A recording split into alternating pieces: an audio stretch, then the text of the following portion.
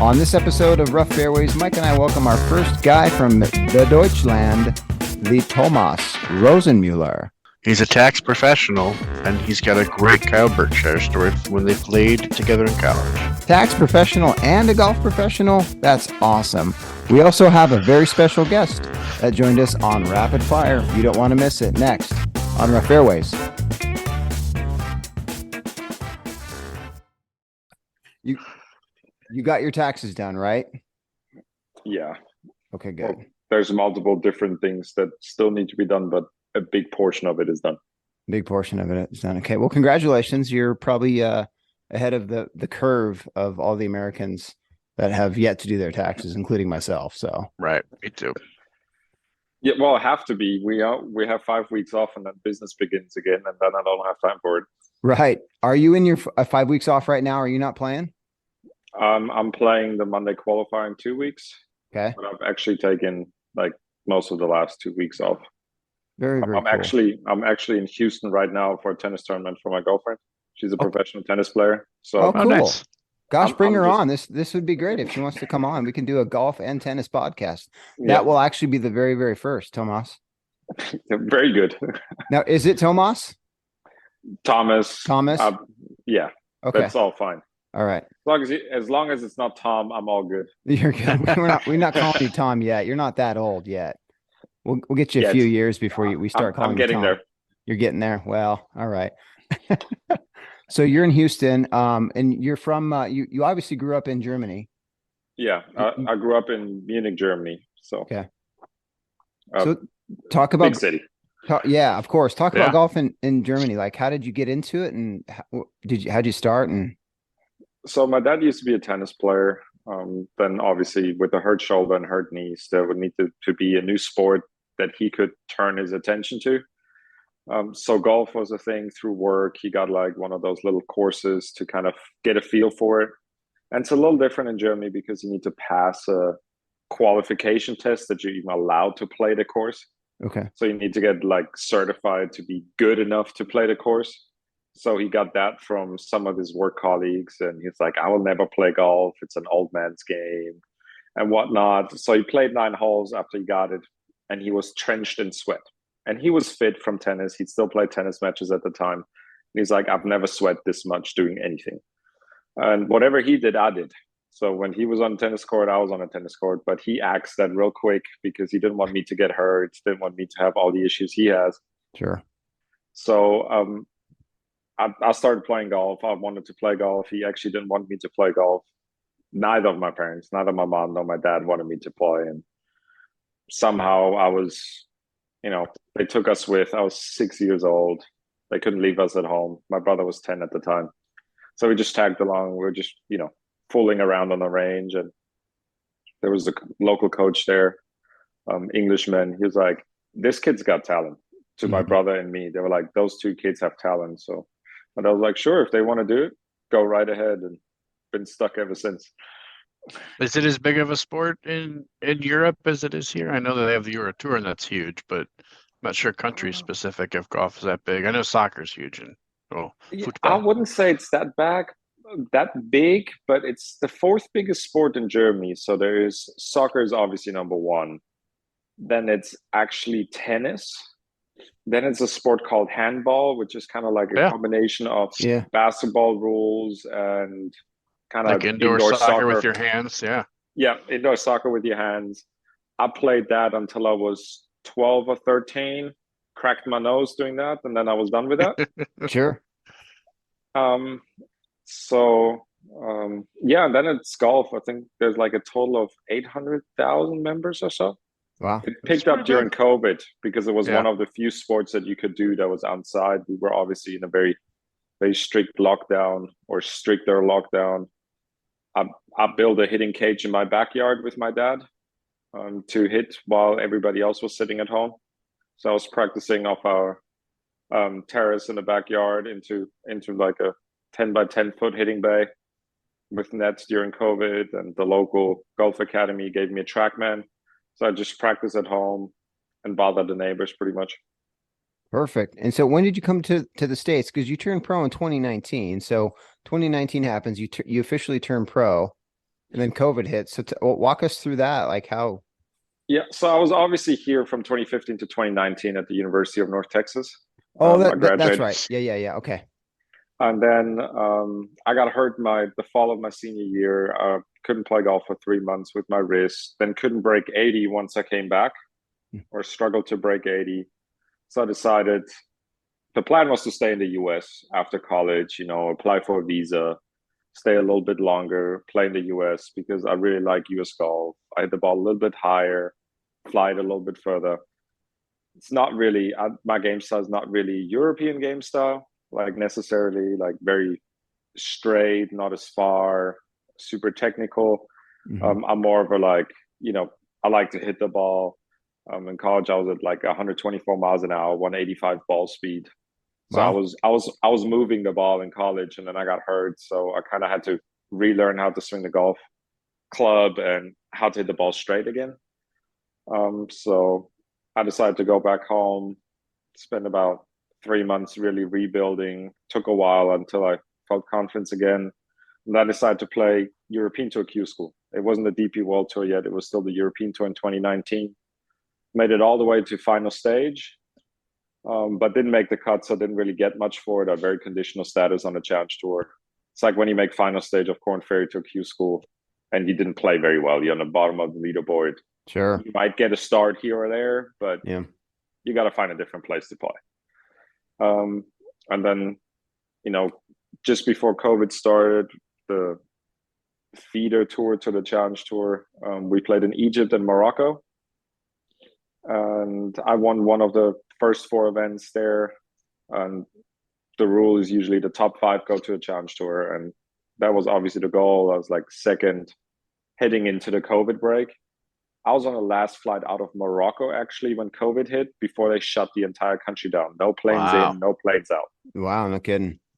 So I actually thought, like in 8 days, there's the next tournament in 9 days. Let's stay maybe down there and practice because the weather's been good golf courses. I am happy that I decided to go home I because a bet. friend of mine got stuck there for 3 weeks. Wow. It was 3 weeks in a hotel. Then wasn't really. He could leave. Everything was normal, but he just couldn't leave the country. So they weren't really locked in at home. They just couldn't leave the country. The country was on lockdown to outsiders, but you could move within the country, which was, he said it was fine. He had the 3 weeks holiday, but he was very happy once he got home.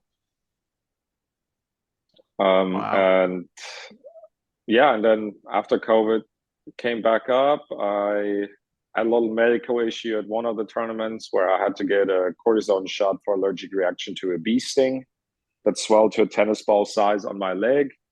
Wow. I felt like hot and cold, dizzy. Like I had pretty much every COVID symptom except the sore throat. So everybody was like, "You need to get off the golf course." Sure. Yeah. You're Everybody's this freaking is out then. this is not a good look. But eventually, I figured out that was in Poland. So I was in a Polish hospital. Looks like a prison from the outside. There's like metal gates everywhere. Everything's really tight on lockdown. Mm-hmm. And I had to withdraw because I got a cortisone shot because of the anti-doping rules. You're not allowed to have a cortisone shot within 72 hours of competition. So even if I wanted to play, I had to withdraw. So I withdrew from that tournament, missed the cut in the next one, and then I went second win-win to get automatic promotion to the Challenge Tour. Came to a stretch where I played really well, and that was pretty much, the end of That's the all year. she And I said, wrote. Yeah. yeah, but then there was no more tournaments that I could play Right. on the Right. Challenge Tour. It was like, because I didn't sign up in time. I didn't think I was going to win a third time. Mm-hmm. I was playing well, but you normally don't go back to back. I mean, there's 140 guys showing up. There's Yeah. on that tour, it's not as tight as you would imagine, but there's at least every week 20 to 25 guys that could win anytime. Yeah. So it's like you don't really expect to go, oh, win-win. And so I didn't sign up for any of the Challenge Tour events because my focus was on a pro golf tour. It was limited to 3 spots, but I wanted the number 1 spot because I got a better category. I was like sure that I could play a full season on a Challenge Tour.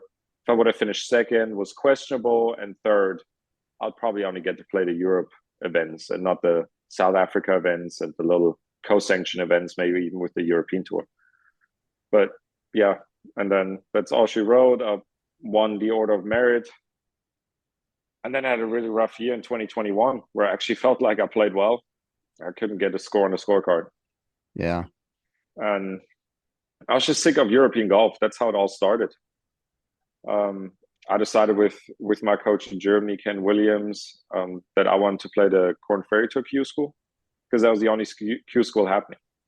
I wasn't playing well enough to have a chance through the Challenge Tour to get to the European Tour. So I was like, well, I'm going to cut my season short. I'm still going to have protected status because of COVID. They did another year of protected categories. So I was like, you know what? I'm just going to give it a shot. So I cut my season short in the hope that I was playing well, but I wasn't really. I was in Germany or in Europe. I didn't play well. I think I made 5 cuts or 6 cuts, pretty much the same as I did in 2022. That's on the Challenge Tour. On the Challenge Tour. Yeah. I didn't play very well. And then I had a 9th place in Germany. That was the week when, like a week before, then I booked everything.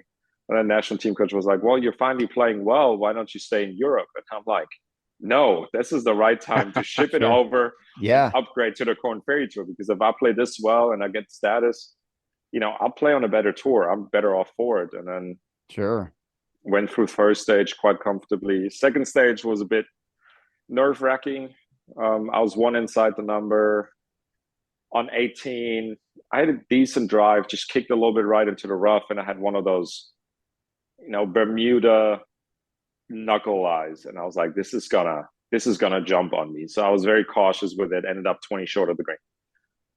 Hit a bad pitch shot to about 25 feet and hit that 4 feet by. Now I have 4 foot downhill left to right slider to make it to final stage. And I had to make it to final stage, and I had a similar putt on the European Tour that very same year to make the cut in my home club in the European Tour event, and I U-turned it. So I was standing over it, and I was like, I'm having a great time here. Like a fast downhill left to right slider, but I ended up making it.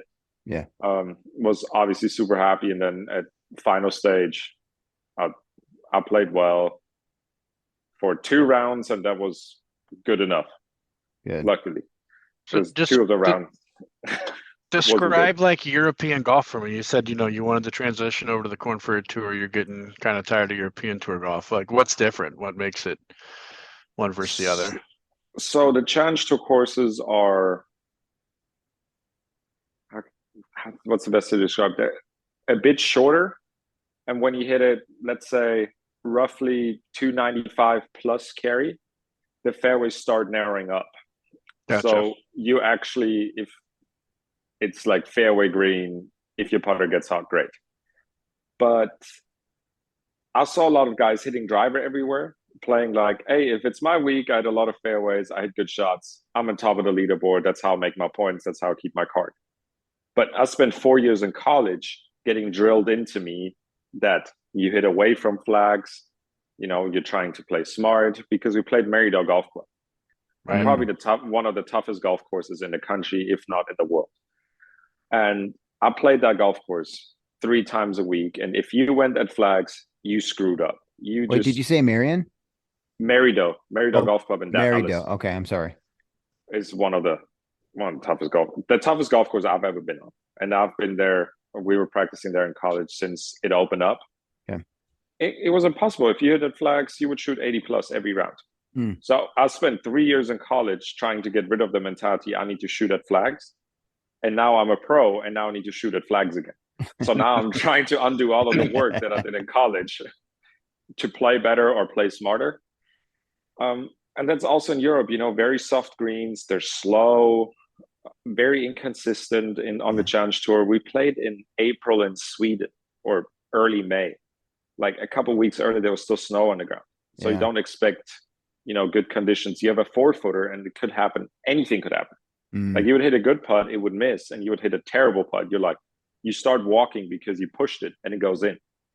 And it just, I love firm, fast greens. I love overall tough golf courses that are firm and fast, where you have to think a little bit. Is it smart to even hit the driver up there. Because Yeah. in Europe, the greens are so soft, the ground is generally, everything plays so soft and slow that you can throw darts with everything. You can throw dart with a 4-iron if you want to, even with the 3 wood, And it especially sounds on a like challenge tour. and it sounds like since you're a long hitter that if the fairways ended at 295, you kind of had to like tone it back a little bit. Or I really had to force a driver into a 12-yard fairway or Yeah. 15-yard fairway. And, when you hit out of the rough all the time, you get a couple bad lies, you get a couple bad breaks. Sure. Now, obviously missed I think 3 or 4 cuts by 1 stroke. If you get into the weekend, you have a good weekend, you make a top 20, you make a lot of points, you move up the leaderboards, you move up the rankings. Yeah. It just helps you. But I didn't have a single good weekend. I didn't have, like a single good position all year. So I was like, you know what? I like American golf. I'm finally starting to play better. Let's give it a shot. I qualified. So I was like, you know what? 2022 might be my year. Well, wasn't. Yeah. I started out okay, but I felt like since it was such a big deal to even qualify for it, guaranteed starts, not conditional membership, like guaranteed starts. I started out pretty decent. I was like 90th or so in the ranking after the Arlington event, where I made 5 out of 9 cuts. I played all right. Had, I think, 1 top 25 at Lake Charles. And then I went 9 in a row where I missed. Yeah. I went missed by 1, missed by 1. Oh. Then a horrible tournament. I missed by 1 after I had like a semi-plugged line in a fairway bunker after a ball ran in because it wasn't raked properly. And layup wasn't really that much of an option because there was a creek short of the green. Mm-hmm. So I was like, you know what? I got to go for it. Junked it a little bit from the lie, went in the creek anyway. Made double. And then I think I missed a 10-footer in the last to not make it. So in the middle of one. In the middle of all that, what's your mind thinking? You're just missing cut after cut, and by 1 too. It's like you'd rather miss the cut by 5 than 1 because you're always going to replay like miss chip, miss putt. Yeah, I was trying to figure out where it was coming from and why I was missing those cuts, because I had one of the best par 3 stats on a Corn Ferry Tour. I was top 20 for most of the year in par 3 scoring. So it means my iron game's pretty strong. Because it's par 3s are tough. I would think I was averaging 3.0 and I was in the top 20. Like the par 3s average on the Corn Ferry Tour was, I think, 3.06. So over par. So my iron game was good. I just couldn't get off the tee box. And when you hit the ball, when you have an advantage because you can hit the ball long, but you don't use it because you can't find a fairway, and you have at least 1 or 2 penalty strokes every round where you hit it either out of bounds or some penalty area, it's tough. So I was trying to figure out where it was coming from. Was it my swing? Was it the equipment? So I flew in for 2 weeks. I flew in my coach from Germany. That entire thing cost me pretty much all of the money that I won all year. Mm-hmm. I've good sponsors from Germany that cover a lot of my travel expenses, which I'm very grateful for. But bringing, your coach in, got to bring him in business class and stuff because he had spinal fusion and a lot of other health issues. So I cannot make him sit 12 hours in economy class. Sure. Right. Like I personally don't want to sit 12 hours in economy class Right. anymore. And he's 62 and went through some health issues. The entire week, got to pay him for the time that he's there. Now you got to, pay for hotels, or we go into Airbnbs. Those are all extra expenses that you wouldn't have otherwise. Mm-hmm. So I really took a big investment to figure out if it was my swing or not, because I have the same coach for 15 years. It takes him 2 minutes, maybe even 2 balls to see what's wrong. He's like, I don't see anything that's significantly wrong. There's a tiny bit here, but that shouldn't cause you to miss cut after cut. Because the rest was good. I was putting well. My short game was good. I was hitting good irons, good wedges. I was just striking in penalty stroke after penalty strokes, and I shot the par 5s barely under par. Because if you don't drive the ball well on the par 5s, it's just, you lose all your strokes on the field. So I made some changes to the equipment, went better, and then it was in Springfield, Illinois. Titus came out with a new TSR. Because I had the ball high, I have a lot of spin, so we put hot melt behind the face to bring the spin down. just to alter it in a way that, it fits the spectrum of spin, that it's not too high, not too low. Right. But every single time you alter a club head and you move weights around or you put hot melt behind the face, it changes the original dynamic of the club head a little bit. So for me, it was with the old driver, with the hot melt, if I hit it high in the center on the face, it was out of bounds right.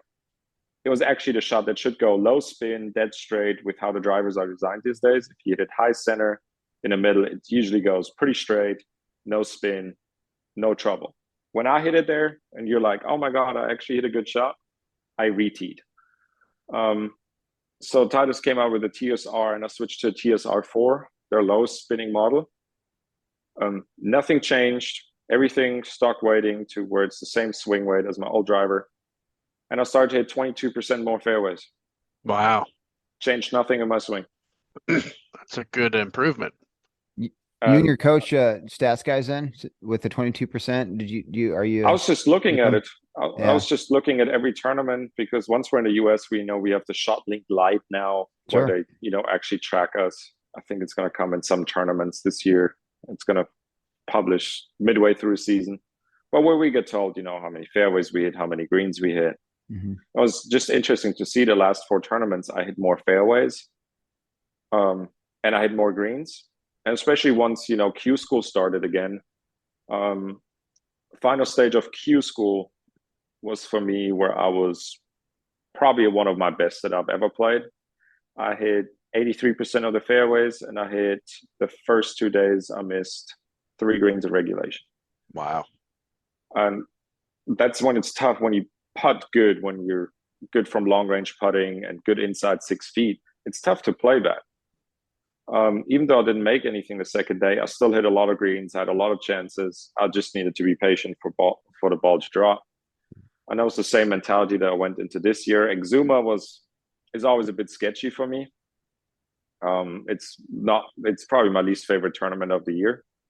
It's just the golf course they kind of ran out of room. So it's like fairway bush. So if you have a slight miss, you just get penalized instantly. Yeah. And but once Abaco, once like better golf courses, Abaco, Panama is just tough because it bakes out. It gets really firm and fast, can get windy. And then you have Colombia at altitude, but a golf course that's very much like something that I grew up in Germany, where you needed to hit a lot of fairways, a lot of greens. Mm-hmm. I missed 4 greens after 3 rounds in Colombia. So, I was hitting the ball well, started hitting the ball a lot better. Once I got my confidence off the tee with the new driver, everything else got that little bit better too, without actually having to work on it, because there's no pressure on my iron game. There's no pressure on my scrambling, no pressure on my putting, because I didn't rake in penalty stroke after penalty stroke. I wasn't sitting there and be like, oh my God, do I make the cut? I was sitting there and be like, all right, let's make another birdie. Let's get, further up the leaderboard. Let's get ourselves in a position where we're playing for the top spots, not playing for the weekend. Yeah. Right. So what are you going to do in the 5 weeks here now? You're going to support your girlfriend in Houston for a tennis tournament. And your next tournament is, you playing Savannah? Yeah, I'm playing Savannah. Okay. So what do you do in the 5 weeks? You're going to take some time off, just let go of golf, just kind of let your mind reset? Yeah. What do you do? That's what I've done now, especially after my final round in Colombia. I had a bit of a rough time there. Mentally, golf-wise, there was a lot of things that was going on that I just didn't like, and where I just didn't capitalize off the position that I was in. But it only took me 4 tournaments this year to be in a position of contention. I was second going into the final round in the 4th tournament. I didn't even sniff that position at any point last year, not even close. Like the closest I was like T14, but that was a week where I felt like I played really well. Mm-hmm. And in Colombia, I felt like I played good, but sometimes you have the feeling it's my week. You make that long putt, or you get the good break here, you get the good break there. I was in second without really feeling that I've made my putts yet. I didn't really feel like I was on. I was playing really solid, and then I had a bit of a head off in the final round. So I needed, just that extra time off of not playing golf, not seeing a golf club. Started working out more. I think I've worked out about 3 to 4 times a week now, ever since I got back from Colombia. Just, get the body in better shape, maybe add a little bit of extra speed in those 5 weeks. Gonna play the Monday qualifier for the Valspar as a kind of warm up for Savannah. Just slowly start getting back into it. Is Valspar the same week as Savannah? It's the week before. It's the week before. Okay. Yeah. Okay. And then I'm gonna take Chile off, just because it's very rough traveling there. It's a 16-hour travel from Savannah. Yeah. And then you arrive Monday. So Monday's pretty much no golf. Then Tuesday, you look at a golf course, but so are the 150 other guys that are there. Yeah. So it's going to be very slow. And I've played well so far. I didn't want to put that extra strain on my body, the extra stress. Because if you fly down there, you need to fly business class. Sure. But then you're talking the entire week is going to cost you 7,500, 8,000, probably closer to 10 with the prices of flights at the moment. And that's just, that's not worth it, because now you got to play really well to even come close to break even.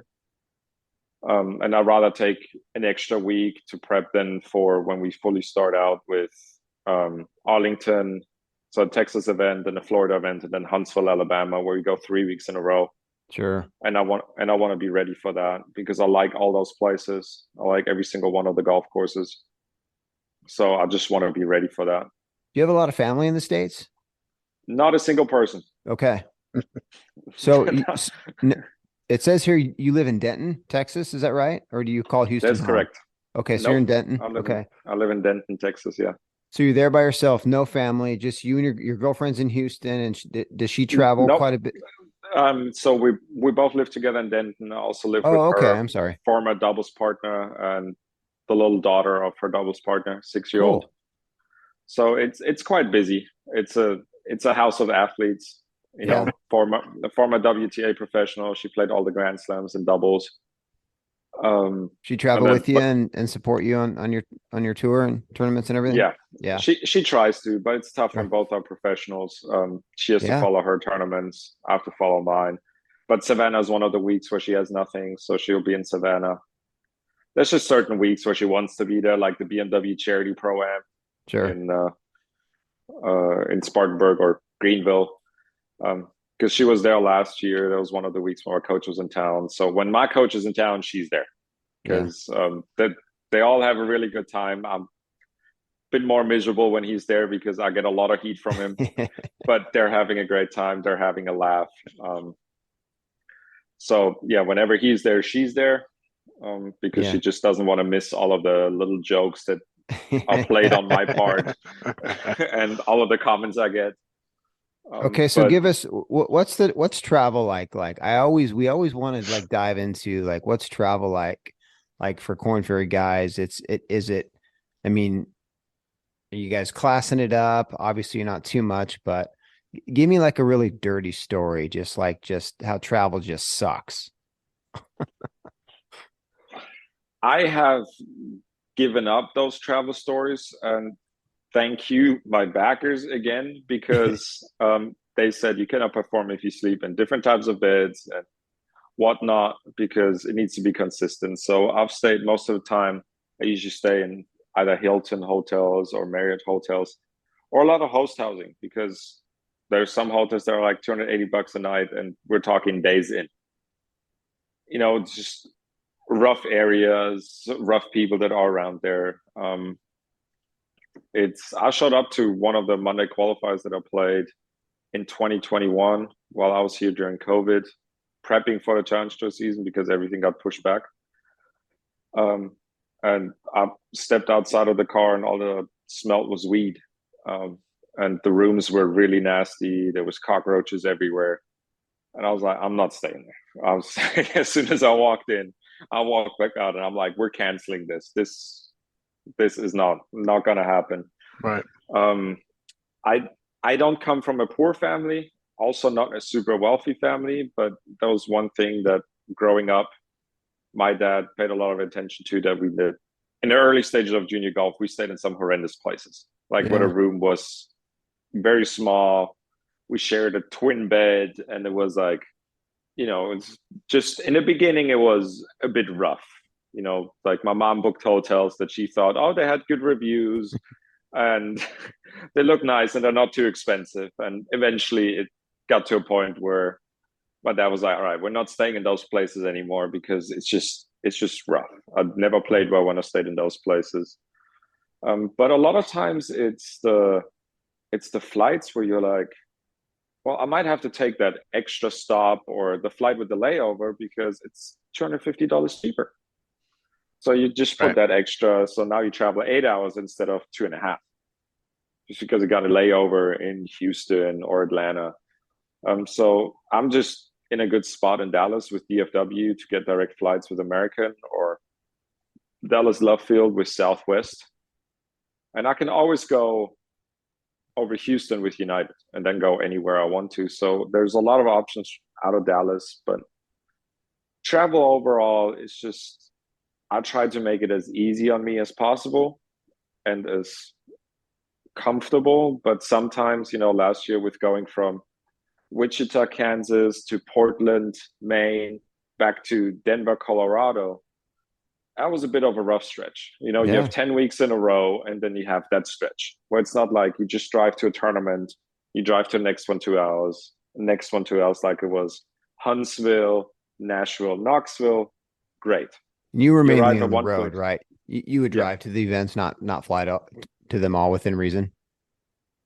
There's hardly any tournaments that you can, with good reason drive to from Dallas. I know that a lot of guys do, but I'd rather fly.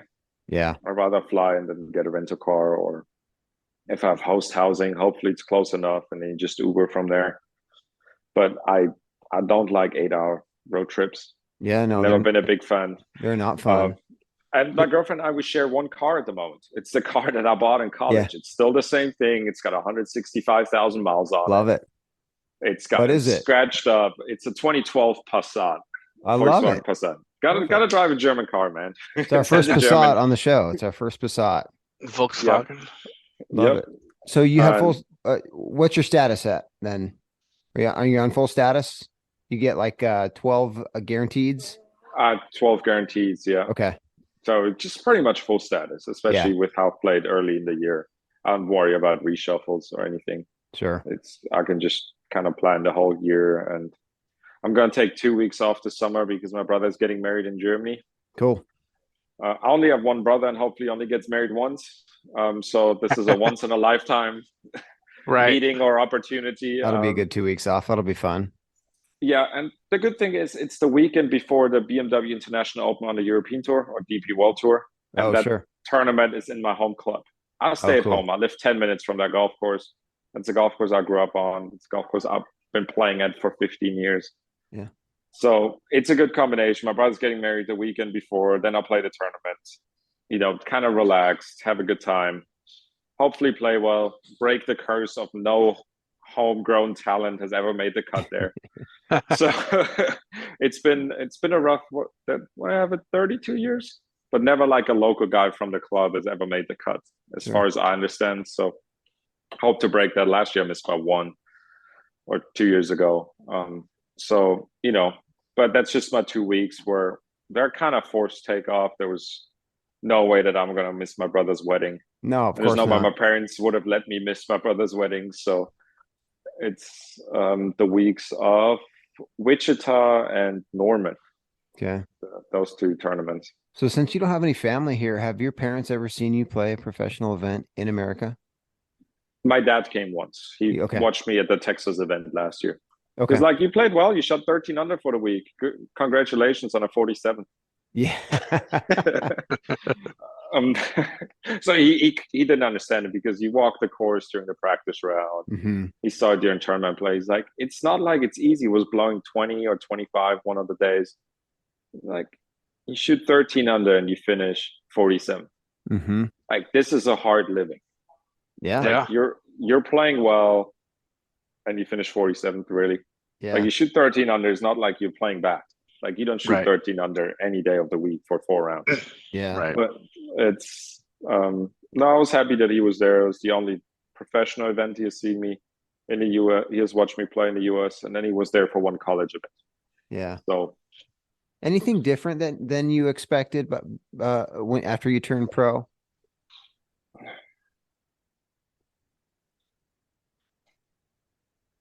Like, did you have a vision of how it would be versus how reality hit once you turned pro and I started? had a vision because Steven Yeager grew up in the same club as me in Germany. We had the same coach growing up.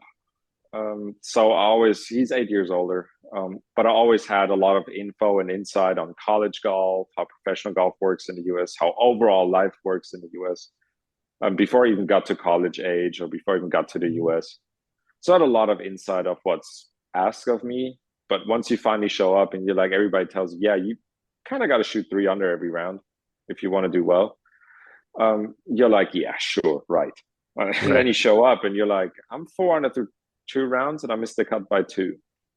Okay, Okay. sure. Yep. They were not joking. Welcome when they to the said real world. Yeah. Yeah. And a lot of times it's not like the golf courses are that easy. Let's just be honest. It's not that it's that easy. But 100%. when everybody starts going out there, pedal to the metal, full throttle, throw at every pin, they might make a bogey or a double here, but they also might make 8 or 9 birdies.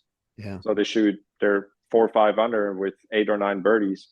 And I'm there, like, oh yeah, 4 or 5 birdies, couple bogeys. Well, you're not getting much anywhere with that.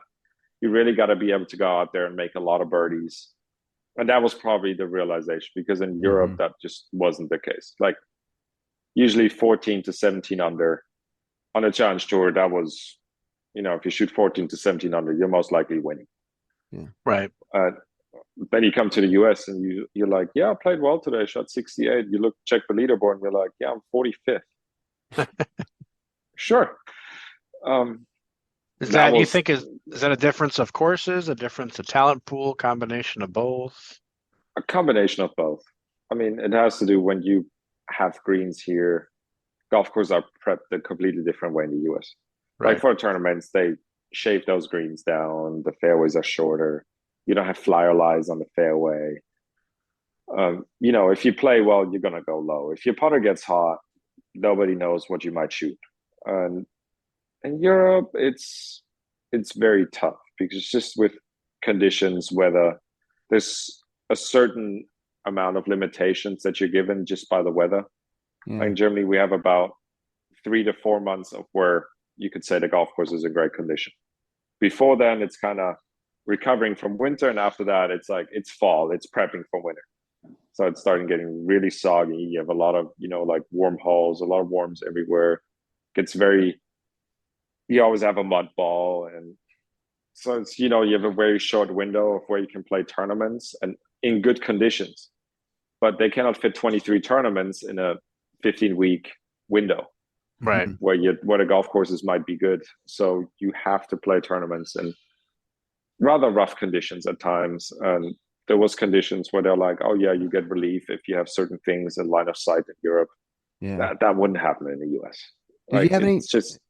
Did you have any idols growing up? I mean, being from Germany, got to be Martin Keimer, I got to assume, right?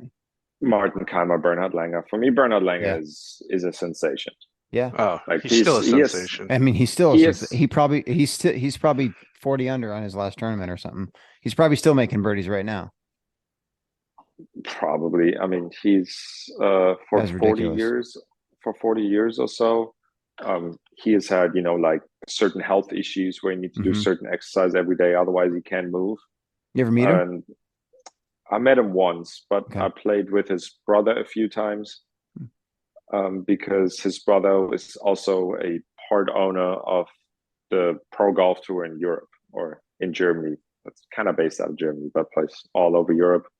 So he was at tournaments, and because I was winner of the Order of Merit, and we played the Pro-Am and whatnot. So I asked him, so how many times does he's actually like where he's at a tournament? And he's like, I feel my body is at full capacity. He's like, maybe 3 or 4 times a year. Wow. The rest of the times he's like, there's always something bothering him, but he knows how to deal with it. He knows how to play with it. And I mean, I wish I could hit a ball as straight as he does. Yeah. Right. That's just phenomenal. Absolutely. And then you met Martin Keimer back in after his PGA in 2010. Yep. We were, How because it how old were was you? 13 Okay. with a horrible haircut. Um, Nobody has a good haircut when they're 13. it was horrendous because I just made a big push. I think I grew 4 or 5 inches over that winter. Hmm. So it's like a lot of the clothes were a little bit too small, and it was just it was a rough time. And did you meet him Um, at the PGA Championship when he won? no, so he came to the BMW International Open, and around it, a lot of the kids, the top juniors in the club, were able to meet him when he had that big ceremony in the Hmm. BMW World, because at that time he was still sponsored by BMW. So we were able to hold the trophy, ask him questions, and then when I got older with the national team, we played with him a couple times when we were in Dubai with the national team. He was there. We got to play with him. We got to play money games with him, and Did we you take asked him any of his some. money? I did not, because I did not play well that day, but Okay. some guys did. But he doesn't like to lose money when it's in his own pocket. He's like, I Sure. don't like to play for money. There's a lot of guys out there like, oh yeah, let's play 1,000 shot. Ooh. He's like, I hate it. That money's already on my bank account. I don't want this to go out. Yeah. It's Right. like, if I make a double and it costs me 150 grand, yes, it hurts, but it's not like 150 grand leave your bank account. Hmm. Right. It's like, you still get money, but it's less money. Sure, sure. And it's so that was an interesting perspective. And he was always like, when you're in doubt, because he was the one that was just before I got to college after my freshman semester, my first fall semester. He's like, you got to be able to play aggressive, otherwise you won't make money in this game. And but then I spent 3.5 years in college learning that you should be aggressive. Hmm. So it was, kind of like always contradicting between the things that I was told in college, mainly by Mary, though, or also my college coach was very big on not making stupid course management mistakes, and rather be a little bit more conservative and not go for greens and 200 par fives at times, because it might be for the better for the team. Hmm. It's the college dynamic where you sometimes have to take one for the team when you're like, yes, I'm playing for a win here or top five, but I can't go for it, because if I make bogey, the team might lose to a couple teams now that are ranked, and we might not go to regionals because of that. Hmm. And so that, I learned a lot of things from Martin, from Stephen Yeager whenever he was in Munich, Hmm. or also Ernie Els. We had a couple clinics with Ernie Els when I was in Germany. So it was just, interesting to hear their things on their perspective on golf and whatnot. One thing that stuck with me from Ernie Els was warming up for a tournament, or warming up for a tournament round. It's like, you're warming up. Don't matter where the ball goes. Mm. He stood there and he was warming up for the clinic. And he was like, hey guys, because all the photographers and everybody was trying to stand in front of him. He's like, move out of the way. I'm warming up. Anything could happen. And sure enough, 3 or 4 balls later, he shanks one just by their heads. Not sure if he did it on purpose or not, but he's like, hey, we're warming up. Doesn't matter where the ball goes right now. Maybe at the end of warm up, there's like 5 to 10 shots where he says, I'm really focused on, I want to know where the ball's going. I'm putting full focus into this. Couple drives where, imagine, all right, T ball number one, or T ball on that par five, or Mhm. T shot on that par three. But he's like, you're warming up. You're trying to get loose. It's not, you shouldn't get already agitated by missing balls in warm up, because Do it you, doesn't matter. do you have any pre-round rituals, superstitions? Um, Not really. For me, it's pretty simple. I usually go putt first, then I hit balls, and then I go putt again, and then I go to tee box. But when I mark my ball and I'll use a quarter, I always mark it with heads up, Heads up. and heads up, and the top of the head facing the hole. Now, is the I year know of the when coin no, older, I like lower, like in the in 60s or 70s, 50s? no, I actually, last tournament, which is a coin that I'm going to use for the rest of the year, is from 1876, Ooh, from the German Empire, back when it was a kingdom, the Kingdom of Prussia. So I have one of those coins from 1876 that I'm going to use for most of the year. But Nice. usually that's how it goes because Front pocket or right pocket, left or right? right pocket. Right pocket always. I have Okay. yardage book, back left pocket, glove either in the right pocket or Yeah. under the belt, Yeah. and coins and teas, everything in the right pocket. What's in your bag? Waters. What do you have for snacks in the bag? Most of the time cardboard, so the Nature Valley honey and oats bars, because they're one of the few things that don't melt when we're out there. Most of the year Yeah. we play 90 plus, so there's Right. like protein bars will melt in your hands. I usually have 3 or 4 of those bars in there. I'll make sure that I have enough in case my caddy gets hungry or needs something that I can give my caddy a bar or two, because some of them just don't eat. They hardly drink and they don't eat during a 5-hour round. Sure. Like I'm out there drinking 15, 16 bottles of water, and I see him on his 3rd bottle of water, sweating like crazy. I just be like, how do you do this? Like, how do you survive? And I'm surprised not more caddies at times pass out there, Sure. because I mean, this bag in tournament conditions, when the weather conditions are like mixed, it could rain, could not.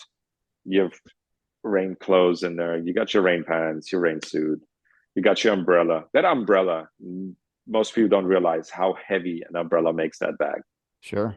It's incredible. They're like, you take the umbrella and be like, oh my God, this is so light. Easy The umbrella peasy. itself doesn't weigh much, but the spot where it is in the bag on the very bottom and the furthest away from the body, so it really drags you down and makes it extra heavy. Yeah. We had I a caddy noticed on the it- show a couple of times ago, and they're the unsung heroes of the tour, man. Yeah. Yeah, and some of the tournaments, they get, you know, they get taken care of amazingly. Like last year, Colorado, their food was the same food that we got. They were taken care of amazingly. The owners of TPC Colorado have done an excellent job in that. And other tournaments, it's really tough with food or dining in general, not only for caddies but also for us. So it's like really, like you get a PB&J, but now you have to go carry that bag for 5 hours, and that's pretty much all there is. Yeah. I don't see PBJ as food. Like I'm not a big PBJ guy. Yeah. Nutella is more like my pet peeve if I had to go something. But being from Europe, it's like we don't really have much peanut butter. Right. Yeah. Hardly ever. So Nutella is the way to go. So who has better food, German food or American food? Got to be German, right? I have to go German. Yeah. Well, we know who has the better beer. No, there's no doubt There's about it. no We also know who question. has the better cars. Yeah, that's that. Actually, you know what? That too, for sure. What's the fastest you've ever been on the Autobahn? I've been in a car that went 200 miles an hour. Jeez, Louise. The fastest I've driven a car was probably about 150, 155. What car was the 200 miles an hour? It was a Porsche 911. Ooh. Nice. I got a ticket on the Autobahn. I didn't realize there's spots that have speed limits. There is spots, unfortunately, and if the say of the Green Party in Germany were to come, they're getting rid of, no speed limits and want to put like a 75 mile an hour, 80 mile an hour speed limit on everything, because of the environment. But well, Yeah. I'm not gonna go into that, but I think it's nonsense. Yeah. Because we have a lot less road deaths. The argument that it's safer with slower speeds could be made, but we have less road deaths in a year in Germany than the United States has in a month. Yeah. Yep. And people because there's simple rules. There's no overtaking on the right. Trucks are only in the right lane, and they're limited to 50 miles an hour. If they Yeah. overtake, they got to overtake and got to get their ass back in the right lane.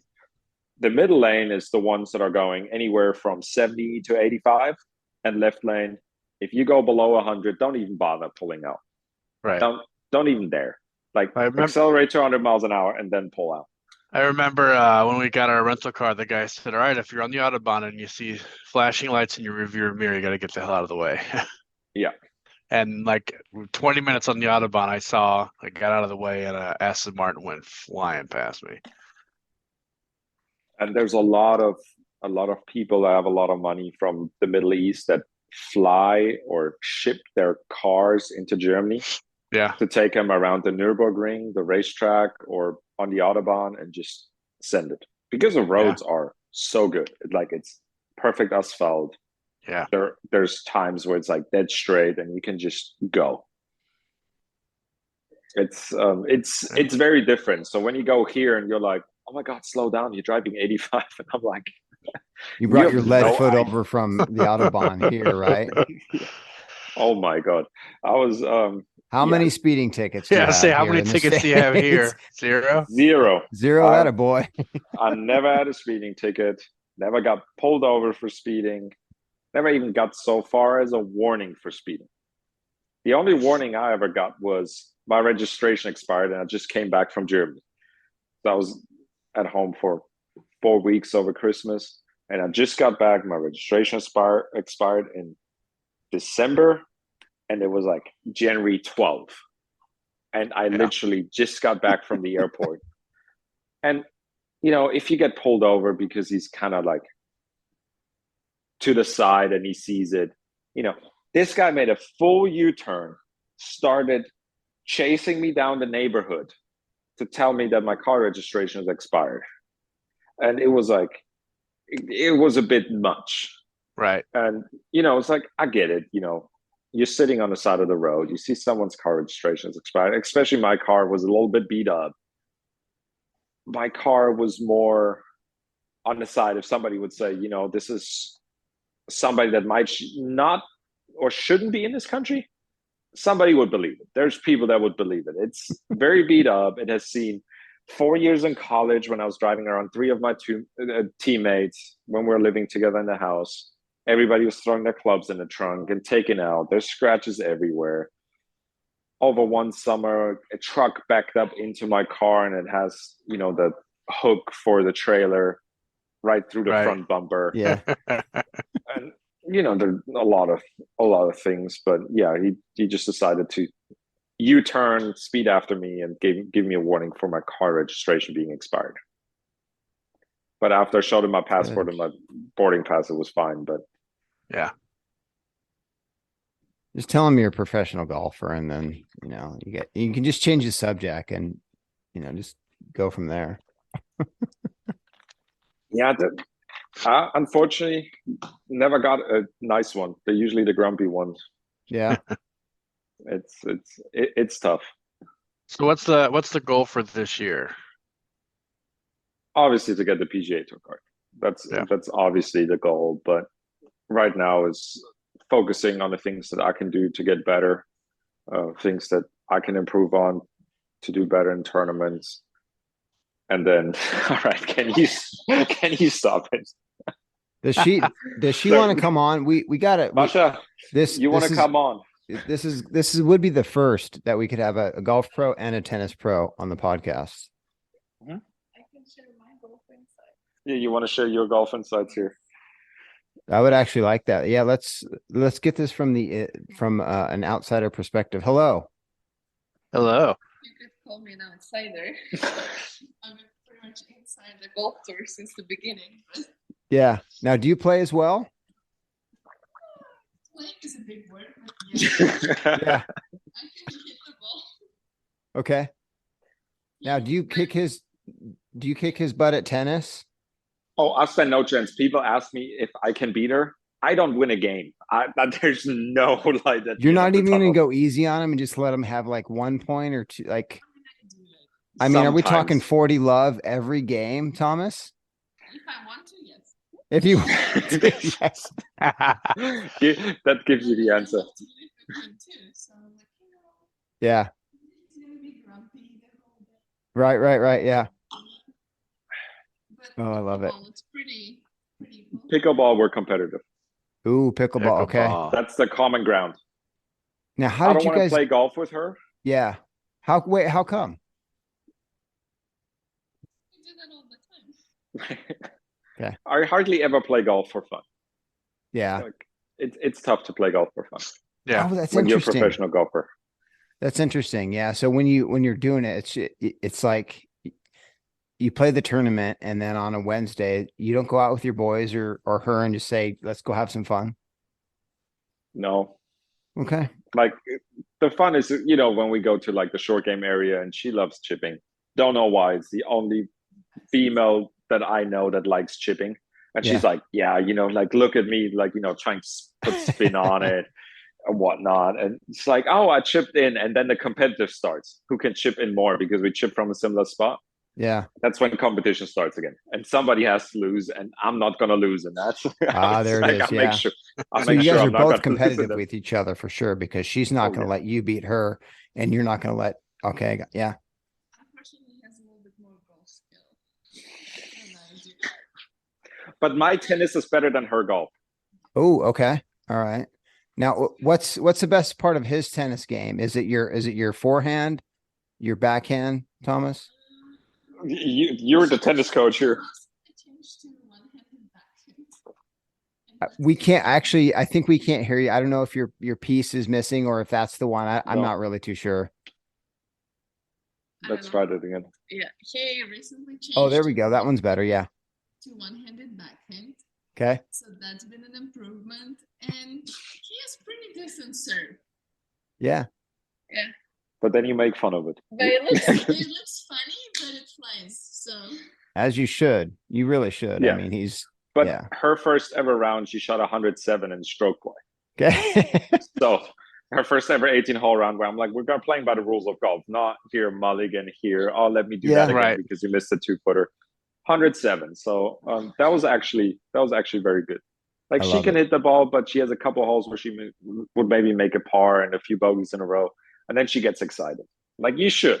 And then she wants too much, and then she starts playing bad again. And that's when realization comes that golf is a patience game. You can't just start hitting it harder because you're playing well. It's not like tennis. When you start feeling it, you just start ripping it and everything goes in.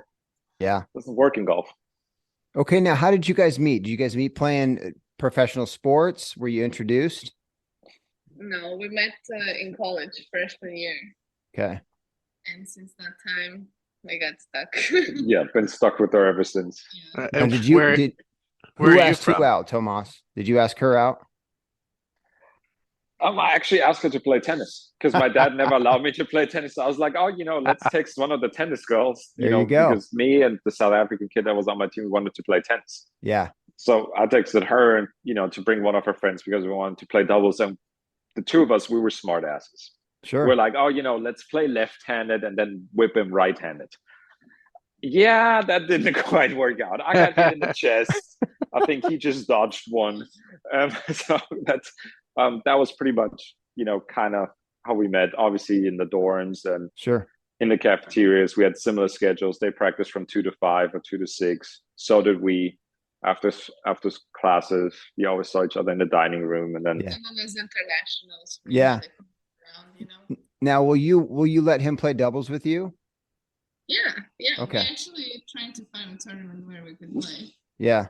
she gave me an insult to get the little story behind that. She was Yes, like, please. in tennis, they tried to introduce a system. It's kind of like a handicap system. It's called universal tennis rating. And the lowest you can have is a 1. And she decided to poke my competitiveness and say, you're not even a 1. And well some done. of, the people that the person that owns the house that we live in teaches, they're like a 1.5 UTR. And I'm like, really? So Nice. now I'm at the point where I just want to prove her wrong. And I started playing a little bit more because last year I think I played 4 times in 2022. When I'm here with her and she doesn't have anybody to warm up, I hit the ball with her and embarrass myself. But that's fine. It's not my sport, so I'm fine, But now the competition is he gonna get his UTR higher, or I'm gonna break hundreds? There you go. Ooh. Now, would you ever caddy for him though? Yeah. She caddied for me Oh, both second stages in Q school and made Okay. it through both times. See, So I just saved you a lot. I saved you thousands of dollars, Thomas. You don't have to pay a caddy anymore. well, that's the thing. Right now, I'm looking for one because the guy that I, let's say, wanted to have, he was kind of Yeah. like, he had the first 2 tournaments with me and the next 2 tournaments that he committed beforehand to someone else. So he decided to stay with that guy because he committed first. Fair enough. So I have another 3 weeks to find a caddy. If not, she's on a bag in Savannah, and She's coming. yeah, I'm coming anyway, so might as well carry Uh, that bag too. You're going to be there anyways, whether you're carrying the bag or not. Yeah. yeah. Inside But the ropes or it's- outside the ropes. And then It's- where are you from? From the country you cannot really name nowadays. But I'm from Russia. Russia. Okay. Okay.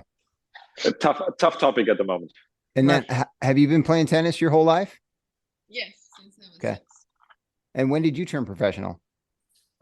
We don't really have that clear line, to be honest, as in golf. I started playing professional tournaments when I was 17, 18, and I played throughout the college a little bit, but focused more on college, and now I'm pretty much trying to play full time. Very cool. But you Now, don't is have there- to say as a golfer, like, oh, I'm turning pro. Right. Just show up. Yeah, you just play. Gotcha. Now, if we did a couple of rapid fire stuff to see how well you might know Thomas, let's see. Oh, boy. So what is Thomas's, and Thomas, we don't even know these answers, so this is going to be a little different, but we'll just see. So what is Thomas's favorite club in his bag? I was a driver. Thomas? Yes, wasn't last year. Last year was All my putter, right. but this year it's my driver. Yes. Yeah. Okay. All right. So if he's playing a dog leg left or a right, what does he prefer? I think right. Is she right? Yep. This is perfect. All right. So what would Thomas prefer, a front pin or a back pin? Ooh.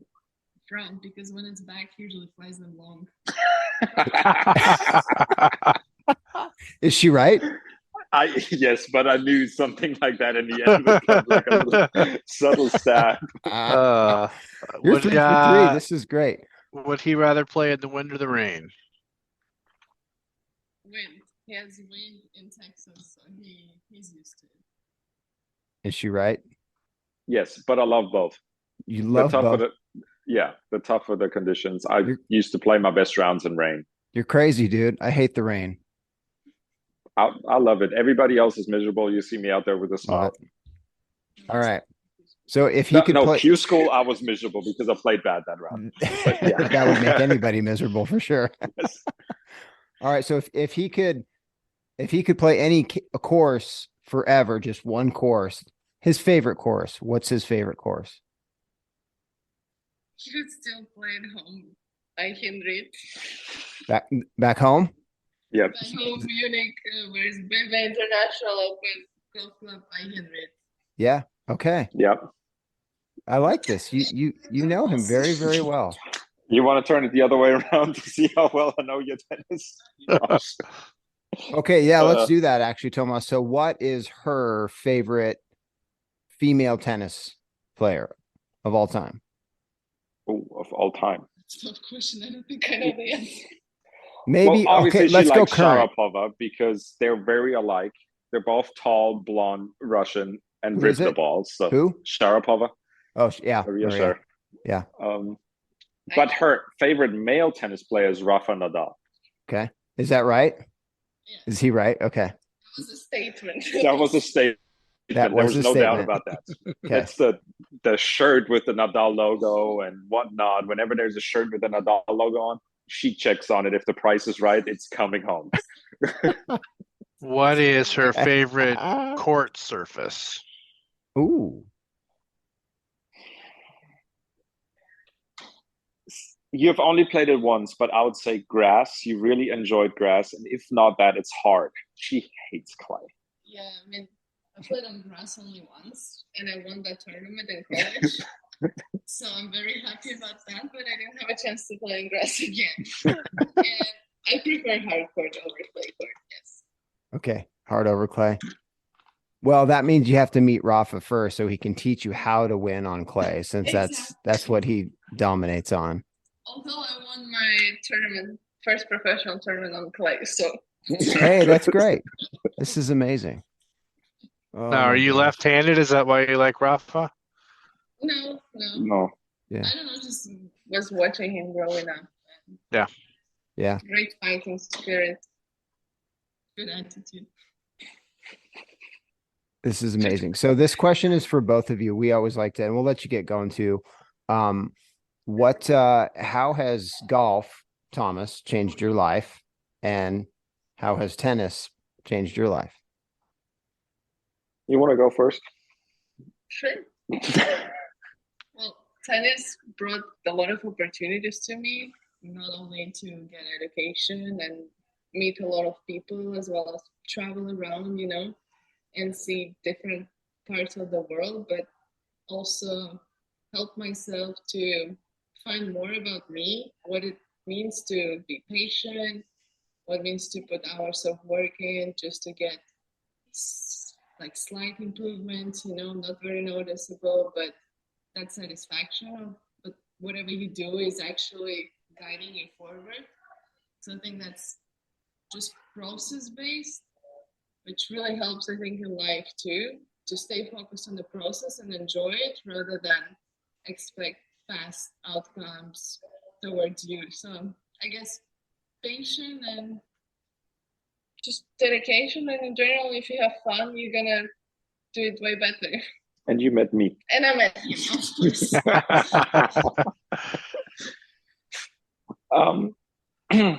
For me, what has golf brought to me? Well, You met her. teaches. Yes, met That's her. the only answer, Thomas. Yeah, I know. To be honest, it teaches you a lot about life every day. Golf, it's very much like life. You feel like you get up, feels like a great day. Something happens during the day, and the day is done. It's just, it says you're not supposed to have 10 seconds affect the rest of the seconds in a day, but it is that way, and it does the same thing with golf. Especially when you have passion for something, and you have passion for golf. I'm more of an emotional player. I get very emotional out there, whether it's positive or negative. Obviously, it would be better if it was only positive, but there's just no way. It's just too frustrating. And it gave me the opportunity to, broaden my horizon, jump out of the, basket at home. I pretty much jumped into cold water. I left Germany at age 18, not knowing a single person, going to Denton, Texas, to the University of North Texas, not knowing anybody, into foreign country, foreign language. Didn't have a car there, didn't have no means of transportation whatsoever. So, taught me to grow up quickly, be able to take care of myself, not have my parents do everything for me. Obviously, there's still things that my parents help me with, or now she does, but it just taught me to grow up, get an adult real quick. Yeah. And I've noticed that too. It teaches you a lot about life. It's about golf. You see quick improvements, and then it comes back where it's like all of a sudden it doesn't work anymore. It's really, it teaches you on just sticking with it, riding out the tough times. Sometimes you're gonna run through a lot of stuff that's just troublesome, injuries, when it's just not working well, when you play bad, and you just got to fight through it. And it's the same way in life. So, well said, man. When we started this podcast, this silly podcast, Mike and I we just love golf so much, and we love players and chatting with players that love golf too, that you're doing basically what we wish we could do. Right. And of all the people that we've met, it's just, I love asking that question because it's different for everybody, obviously, but there still is that theme of you learn a lot about yourself. And with the tennis answer too, and it's just, you get to meet great people like yourself, and it just, golf is the silliest, stupidest, best game in the world. Yep. So she could say yes to that, and she hasn't played much, but yeah, it's like it's addictive. Yeah, it's that one moment that brings you back. There's one in every round. Yeah. Yeah. You could shoot 84 as a professional golfer, and there's that one shot where you're like, I can't wait to come back tomorrow. I'll be back tomorrow. Yeah. I think I shortest joke in golf. I think I can do it now. That's when it bites you. Whenever you think you're in control of what's happening, it will bite you, and it will bring you right back down to rock bottom, and you're just like, what just happened? Yeah, absolutely. It's unpredictable. Yeah, it is. And in professional golf versus tennis, she plays one person at a time.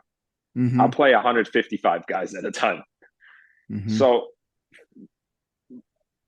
first and foremost, we're playing the golf course and ourselves, but at the same time, there's 155 other guys that decide whether or not I'll make a paycheck. It's true. Yeah, it's you can play well.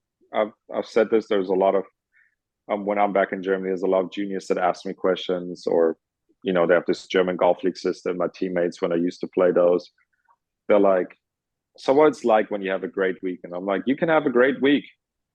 You saw it with Eric Cole, and it's just that one moment where it doesn't work with where you have that lip out, or that other guy just plays better. Like, I can shoot the tournament of my life. I shoot, 7.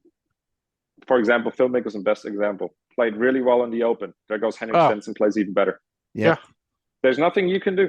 Doesn't mean just because you play great and you're on it that you win. Like, if Novak Djokovic or a Rafa Nadal or a Roger Federer, when they were on, they won the tournament.